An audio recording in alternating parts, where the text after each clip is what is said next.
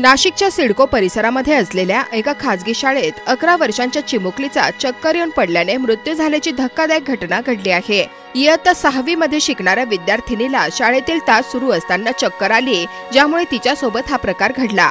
या मुलीचे नाव दिव्या त्रिपाठी आहे, जी इयत्ता 6वी मध्ये शिकत आहे।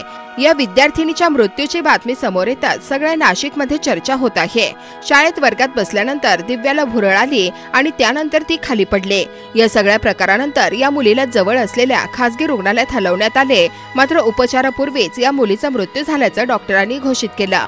या मुलीचा मृत्यू नेमका कशामुळे झाला हे वैद्यकीय अहवालानंतरच स्पष्ट होईल, मात्र ब्रेन स्ट्रोक किंवा हार्ट अटॅकमुळे या मुलीचा मृत्यू झाला असावा असा अंदाज व्यक्त केला जात आहे। इतक्या लहान वयात मुलांना हार्ट अटॅक येणं हे गंभीर आहे, परंतु यापूर्वीही अशा अनेक घटना घडल्याच्या समोर आल्या आहेत।